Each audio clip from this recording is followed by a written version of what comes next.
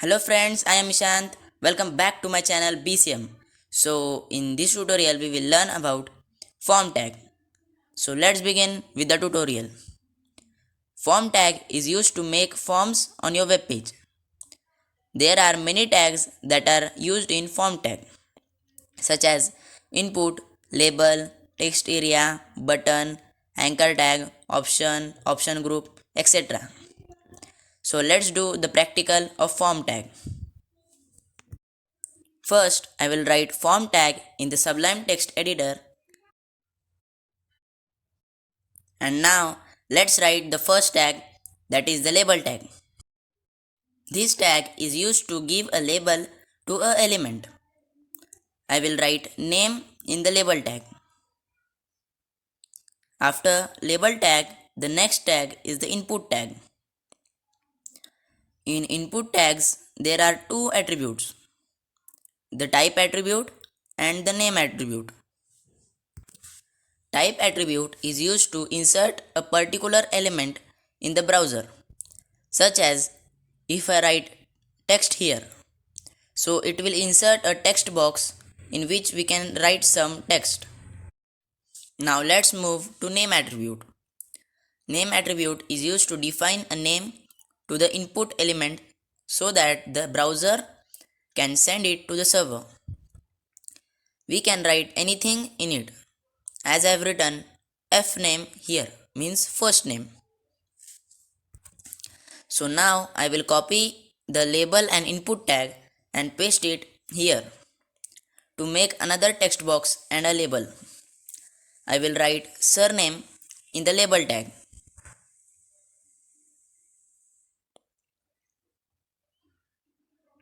Again, I want a text box, so I will not make any changes in the type attribute. I will write sname means surname in the name attribute. So when I save it and refresh the browser, you can see the text box and label inserted in the browser. Now I can write my name and my surname in the text box. But to submit this information to the server, I have not made any server right now, so this information will not get posted anywhere. Okay, so to submit this information, we have to make a button. We can also make button by input tag. So I will write input tag in the editor, and in type attribute I will write submit because I want to make a submit button, and in name attribute I will write s button means submit button. So when I save it and refresh the browser, you can see submit button inserted here. So when I fill my information in the form and click on submit button, you can see the information being sent to the browser. So now let's talk about the attributes used in the form tag. The first attribute is the method attribute. The method attribute specifies how to send form data to the server. It has only two types, get and post. So let's do the practical of method attribute. I will write method attribute in the form tag and I will write get in it. So now let's discuss about get method. The default method of the browser is get method. The URL characters are limited on get and it is not fully secure. Get shows the submitted information on the URL line. So now let's see what happens on browser. I will save the document and refresh the browser. Now I will fill the form, and when I click on submit, it shows the information here as fname is equal to Ishant and sname is equal to Gowri. So now let's talk about post method. we can write unlimited URL characters on post and it is fully secured. It directly posts the information on the server without showing it in the URL line. So now I will write post in the method attribute. So when I save it and refresh the browser, you can see when I fill the form and submit it, it directly gets sent to the server. The second attribute is the action attribute. Action attribute specifies the browser that where to send the submitted data. Now let's see how action attribute works. I will show you that I have created one more HTML document named as success.html. I will open it once. You can see the text written in it as thank you, welcome to our channel. Okay, so now I will close it and now let's write action attribute in the form tag and I will write the name of the file that I have showed you in it. So when I save it and refresh the browser, you can see when I will fill the form and click on submit button, the browser takes me to the addressed file. Okay, so the third attribute is the autocomplete attribute. So let's see what happens with autocomplete attribute.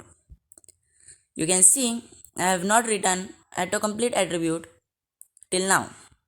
So now when I click here, it shows me the text that I have written here so that I can easily fill it and submit the form. This means the autocomplete attribute is on now. But when I write autocomplete attribute and make it off like I have done it now, so now when I click here, it does not show the text that I have written earlier. But when I make it on and when I click here, it again shows me the options. So the next attribute is the name attribute. We can define a name to a form by the name attribute. So I will write name attribute in the form tag and write submit form in it. So when I save it and refresh the browser, you can see there is no change in the form. But we have defined a name to a form, that is the submit form, so that the browser can understand that which type of form it is. The next attribute is the target attribute. We have discussed about this attribute in other tutorials also, but we will revise it. This attribute is used to open the page in the same page or another page by underscore top underscore parent or underscore self or underscore blank element. If you want to open the page in another tab, we will write underscore blank in the target attribute. So when I save it and refresh the browser, you can see when I submit the form, it opens the success page in the another tab. But when I write here underscore top underscore parent or underscore self, it will open the page in the same tab. So as I said, I will write underscore top in the target attribute. So when I save it and refresh the browser, you can see when I submit the form, when I fill my information and when I submit the form, it takes me to the success file in the same tab. Okay, so friends, this was form tag. If you liked the video, hit the like button, share the video and don't forget to subscribe our channel and please do comment the video to tell me how the video was. See you in next tutorial. Thank you. Bye bye.